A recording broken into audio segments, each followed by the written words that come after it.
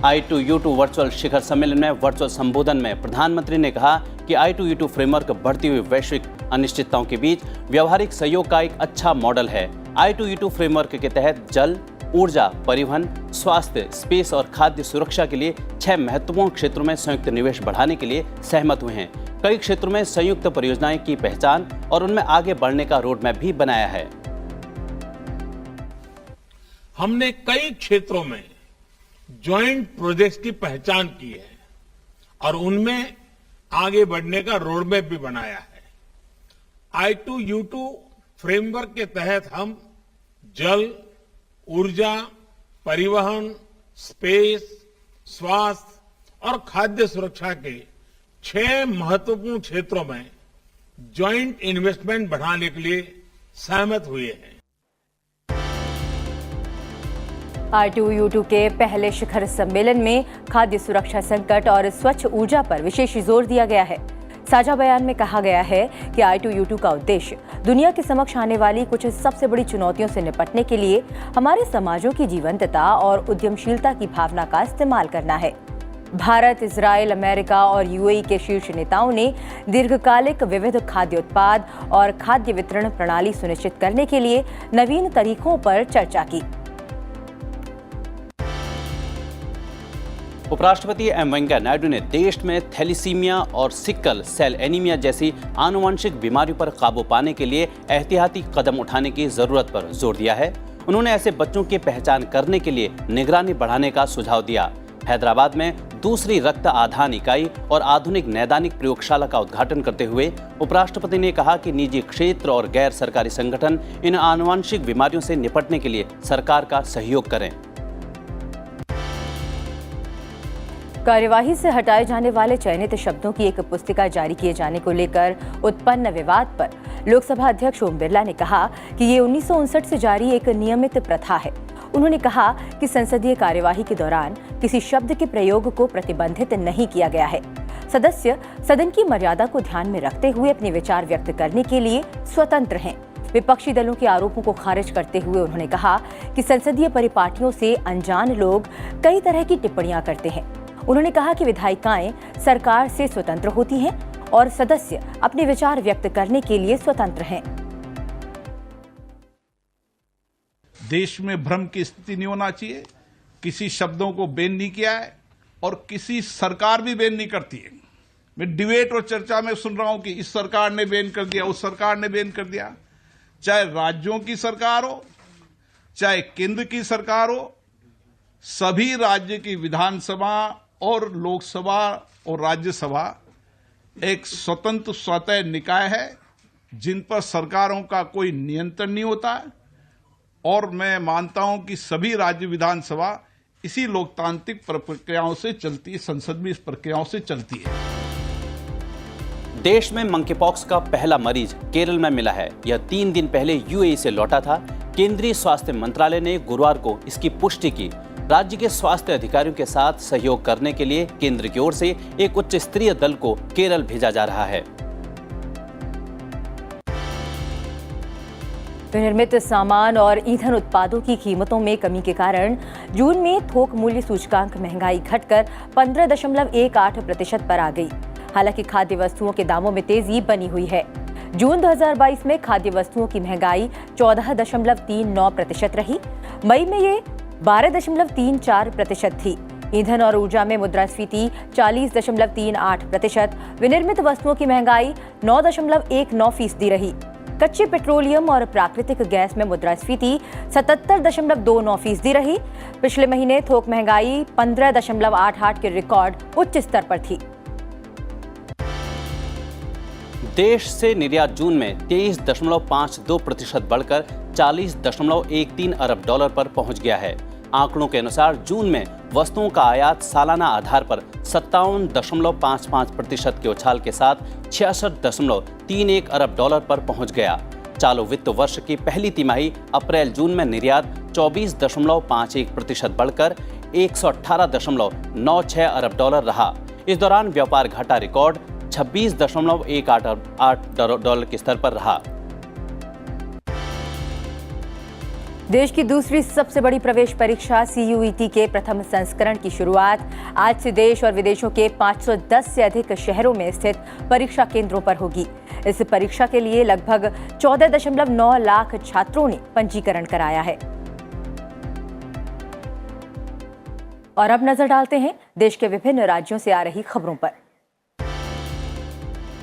दिल्ली में अब EWS कोटे के तहत छात्रों को प्रवेश नहीं देने वाले प्राइवेट स्कूलों के खिलाफ प्राथमिकी दर्ज की जाएगी।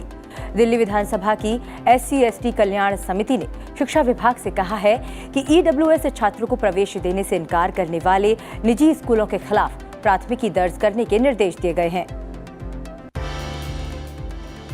ईडी ने मुंबई के पूर्व पुलिस आयुक्त संजय पांडे को तलब किया है और उनसे ASI कर्मियों के अवैध फोन टैपिंग मामले में पूछताछ के लिए दिल्ली में पेश होने को कहा है। फोन टैपिंग केस में CBI ने आरोप लगाया था कि नारायण और रामकृष्ण ने मुंबई सेवानिवृत्त पुलिस आयुक्त संजय पांडे की एक कंपनी को शेयर बाजार के कर्मचारियों के फोन कॉल को अवैध रूप से इंटरसेप्ट करने के काम में लगाया था।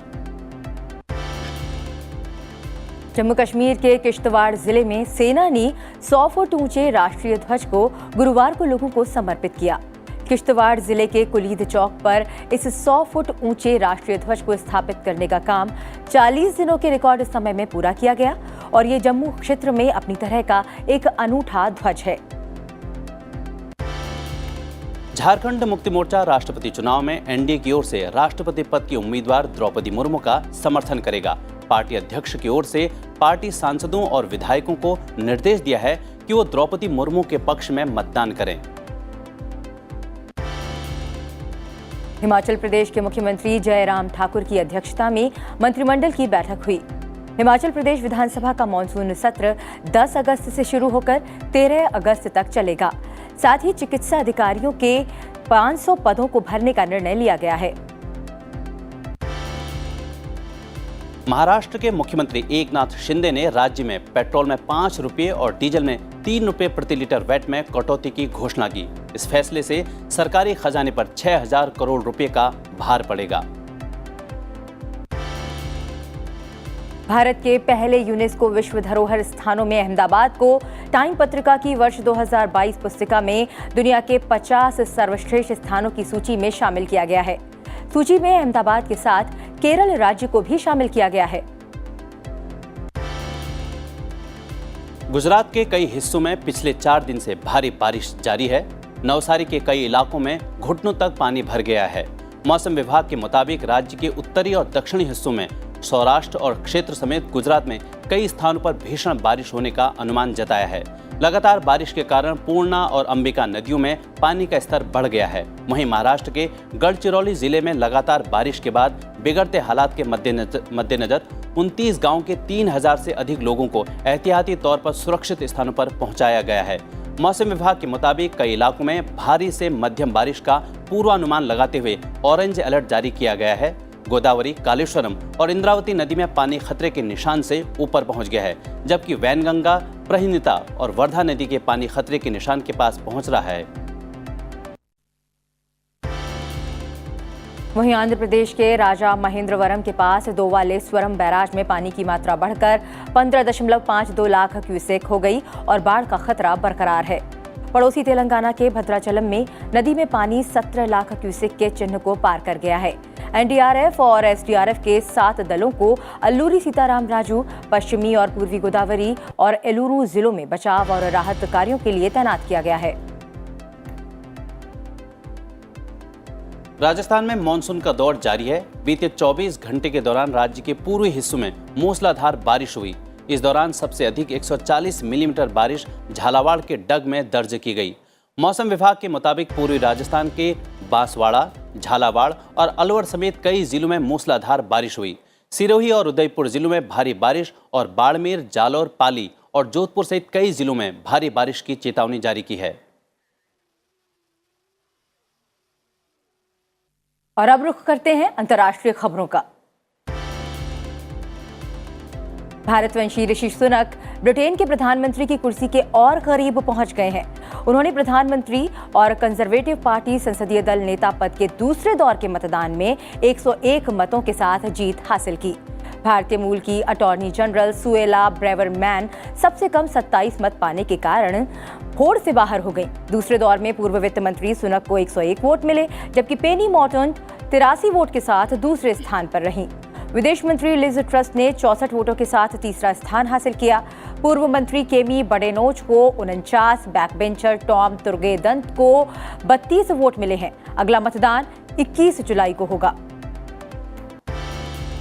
वित्त मंत्री निर्मला सीतारमण इस वक्त इंडोनेशिया में हैं। वे वहां G20 बैठक में हिस्सा लेने गई हैं। G20 के दूसरे दिन वित्त मंत्री निर्मला सीतारमण ने बैठक के पहले सत्र को संबोधित किया।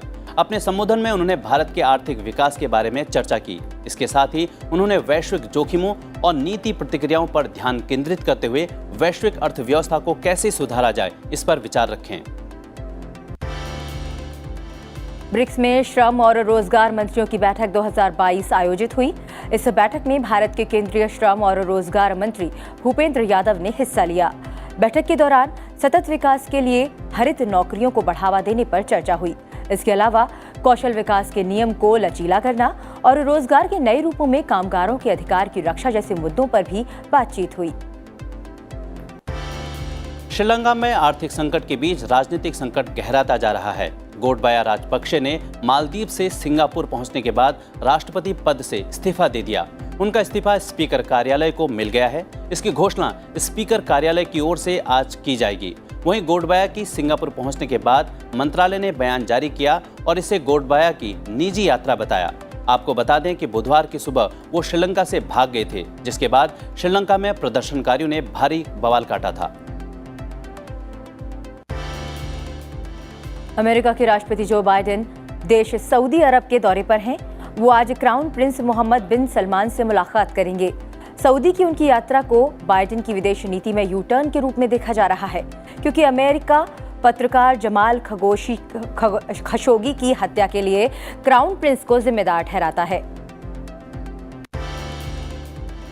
अमेरिकी राष्ट्रपति जो बाइडेन ने इजरायली पीएम यार लापिद से ईरान के तेजी से बढ़ रहे एटमी कार्यक्रम पर चर्चा की। इजरायली नेता ने ईरान को एटम संपन्न न होने देने का संकल्प लिया। आज सऊदी अरब दौरे पर रवाना होने से पहले बाइडेन ने लापिद से क्षेत्र के एकीकृत होने पर जोर दिया। बाइडेन यहां एक साझा घोषणा पर हस्ताक्षर भी करेंगे, जिसमें सैन्य सहयोग और ईरान को एटमी हथियार हासिल करने के रोकने की प्रतिबद्धता पर जोर रहेगा। रूस यूक्रेन के बीच अनाज निर्यात समझौते पर हुई वार्ता के बीच रूस की मिसाइलों ने यूक्रेनी शहर विनित्सिया पर हमला कर दिया। इस हमले में एक छोटे बच्चे समेत 20 लोगों की मौत हो गई। यूक्रेनी राष्ट्रपति वोलोदिमिर ज़ेलेंस्की ने असैन्य आबादी वाले क्षेत्र में इस हमले को आतंकी कार्रवाई बताया है। ज़ेलेंस्की ने कहा कि रूस हर दिन असैन्य क्षेत्रों में बमबारी